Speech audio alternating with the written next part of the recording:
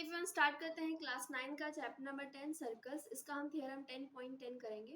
Theorem 10.10 क्या दिया हुआ है? If a line segment joining two points subtends equal angle at two other points lying on the same side of the containing the line segment, the 4 points lie on a circle, that is they are concentric। तो हमें यहाँ पे क्या दिया है? एक line segment, if line segment joining two point. तो हमें क्या करना है कि जैसे यहाँ पे एक दो पॉइंट दिया हुआ है, उससे क्या बन रहा है? एक लाइन सेगमेंट बन रहा है। फिर क्या बोला गया है कि subtends equal angle at two other points. हमने दो पॉइंट लिया है lying on the same side, दोनों ही सेम साइड पे हैं। मतलब अगर ये इस साइड में ले रहे हो तो दूसरा वाला पॉइंट भी इसी साइड में है। तो अब ये बोल रहे हैं कि of the containing the line segment, इस लाइन सेगमेंट से जो एंगल बन रहा है वो दोनों कैसे हैं? बराबर। जैसे ये वाला एंगल और ये वाला एंगल, ये दोनों एंगल कैसे हैं? बराबर है। गिवन ये हमें इक्वल दिया हुआ है। तो बताना क्या है? The 4 points lie on the circle, मतलब कि ये जो चारों पॉइंट्स हैं, मैं मान लेती हूँ कि इसका नाम है ए और बी और ये सी और ये डी। तो ये जो चारों पॉइंट्स है ना, वो किस पे? सर्कल पे आने चाहिए। तो यही चीज़ हमें क्या करनी है? प्रूव करनी है, चारों के चारों पॉइंट। तो उसी को हम बोलते हैं दे आर कॉन्साइक्लिक। अगर कोई भी पॉइंट मतलब सर्कल पे सारे पॉइंट्स आते हैं तो उसी को कॉन्साइक्लिक बोला जाता है। तो हमें यही प्रूफ करना है कि जो पॉइंट्स हैं ये सारे चारों के चारों पॉइंट्स वो सर्कल पे आने चाहिए। ओके, तो सबसे पहले मुझे जो गिवन में है मैं उसको लिखूंगी। गिवन में हमें क्या दिया है? गिवन में एक लाइन सेगमेंट दी है ए बी। हम लिखेंगे ए बी, जैसे कि यहाँ पे फिगर में आप देखो, A B is a line segment, एक लाइन सेगमेंट दी हुई है। एंड दूसरा दो सी डी पॉइंट दिए हुए थे, सी और डी। ये देखो सी और डी दो पॉइंट्स हैं, सी और डी आर 2 पॉइंट्स। ये दोनों पॉइंट्स हैं जो कि सेम साइड पे लाई कर रहे हैं। Line on the same side, किसके सेम साइड के? Same side of the line segment, same side of the line segment A B.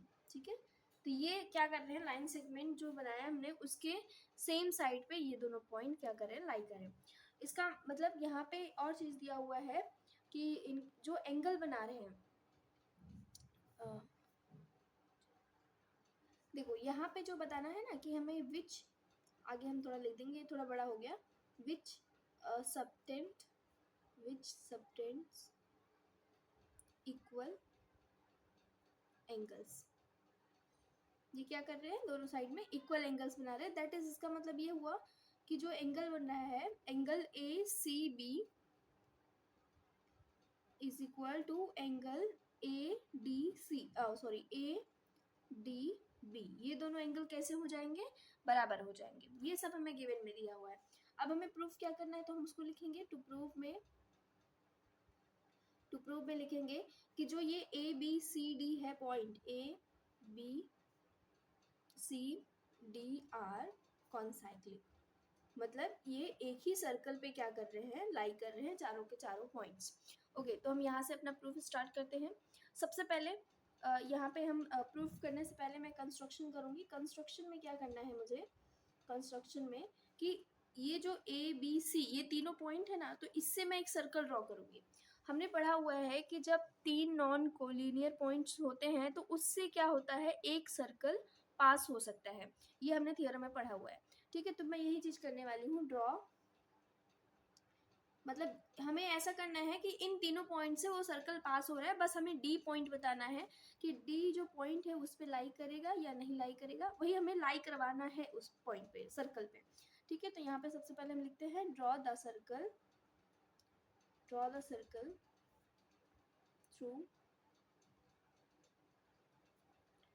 Through the 3 point,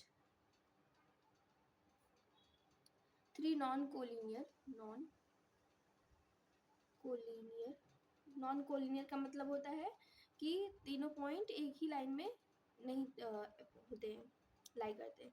points A B सी, इन तीनों पॉइंट से क्या हो रहा है? एक सर्कल हमने ड्रॉ किया इन तीनों पॉइंट से। ओके, अब हमारा काम क्या है? अब हम आगे प्रूफ स्टार्ट करते हैं। हम प्रूफ में लिखेंगे, प्रूफ में सपोज कि अगर जैसे ये पॉइंट है, मैं पहले आपको समझाती हूँ फिर इसके बाद हम लिखते हैं यहाँ पे। जैसे कि ये पॉइंट है, ये डी, हमें ये बोला जा रहा है कि ये डी है ना, वो इस सर्कल पे लाई करना चाहिए, ठीक है। तो मतलब ये लाई करना चाहिए, यही चीज हमें क्या करनी है, प्रूफ करनी है। तो हम क्या कर लेते हैं, उसका अपोजिट मान लेते हैं कि अगर ये सर्कल पे लाई नहीं कर रहा है, तो अगर ये जो पॉइंट है, ये जो सर्कल है, इस डी पॉइंट से नहीं ना, मतलब ये नहीं जाते हुए ये कहाँ से जा रहा है, या तो नीचे से जा रहा है या तो इसके ऊपर से जा रहा है। जब ये सर्कल, मैं मान लेती हूँ ये जो सर्कल है जब नीचे से जा रहा है तो ये सर्कल ई पॉइंट से होते हुए जा रहा है, और जब मैं मान लेती हूँ कि जब सर्कल ऊपर से जा रहा है तो कौन से पॉइंट से होते हुए जा रहा है, ई डैश पॉइंट से होते हुए जा रहा है। मतलब कि हमें यही प्रूफ करना है ना कि ये पॉइंट लाई कर रहा है, तो मैं उसका अपोजिट मान लेती हूँ कि नहीं लाई कर रहा है, मैं मान लेती हूँ। तो हो सकता है कि अगर यहाँ से नहीं जा रहा है तो उसके नीचे या ऊपर से जाएगा। तो यही दोनों पॉइंट मैंने मानना है कि ई और ई डैश। तो यही चीज़ मुझे क्या करनी है, लिखनी है। मैं यहाँ पे लिखती हूँ पहले। ओके मैंने यहाँ पे लिख लिया है, suppose circle does not pass through the point D. अगर ये सर्कल हमारा पॉइंट डी से नहीं पास हो रहा है तो then it will intersect A D.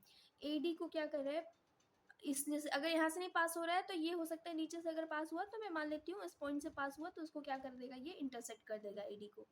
और अगर यहाँ से भी नहीं पास हो रहा है तो ऊपर से पास होगा, ठीक है। तो उसको हमें क्या करना है, एडी को एक्सटेंड कर देना है इस पॉइंट पे, ई डैश पॉइंट तक। तो दो पॉइंट्स पॉसिबिलिटी है, या तो ई से या तो ई डैश से। तो मैंने वही बोला है, एडी और एक्सटेंडेड एट अ पॉइंट से ई या तो ई डैश। जब एक्सटेंड कर रहे हो तो ई डैश, या तो इंटरसेक्ट कर रहा है तो ई पे इंटरसेक्ट कर रहा है। ओके अब अगर पॉइंट, अगर हमारा सर्कल ये यहाँ से पास हो रहा है, ई से पास हो रहा है, ठीक है, ई से पास हो रहा है, इसका मतलब ये कुछ ऐसा होगा, ये कुछ ऐसा बनेगा, ये रहा ए, ये रहा बी, ये रहा सी, और ये हमने मान लेते हैं पॉइंट लिया ई। मेरा मतलब मेरा सर्कल कहाँ से पास हो रहा है, ई पॉइंट से पास हो रहा है। तो अगर ये ई पॉइंट से पास हो रहा है तो ये सेम सेगमेंट पे देखो, सेम साइड पे बना हुआ एंगल, ये दोनों कैसे हो जाएंगे, बराबर हो जाएंगे। तो यहाँ पे ये भी हमने थ्योरम पढ़ा हुआ है, तो यहाँ पे हम लिखेंगे angle A C B is equal to angle A E B. ये दोनों एंगल कैसे हो जाएंगे, बराबर हो जाएंगे। बट हमें यहाँ पे गिवन है ऑलरेडी, हमें क्या गिवन है कि A C B is equal to किसके बराबर है, हमने ऑलरेडी यहाँ पे लिखा हुआ है ए डी बी के बराबर है, ए डी बी के बराबर है। ये चीज हमें पहले से ही दी थी, ठीक है। तो ये इक्वेशन 2 ले लेती हूँ, और ये हमें कहाँ से मिला, ये हमें गिवन में था। तो फ्रॉम इक्वेशन अगर 1 एंड 2 से देखेंगे, फ्रॉम इक्वेशन 1 एंड 2 से देखेंगे, तो फ्रॉम इक्वेशन 1 एंड 2 से देखो, अगर ये दोनों बराबर हैं तो ये दोनों भी कैसे हो जाएंगे, बराबर हो जाएंगे। तो हम यहाँ पे लिखेंगे A E B is equal to A D B. ये दोनों भी कैसे हो गए, बराबर हो गए।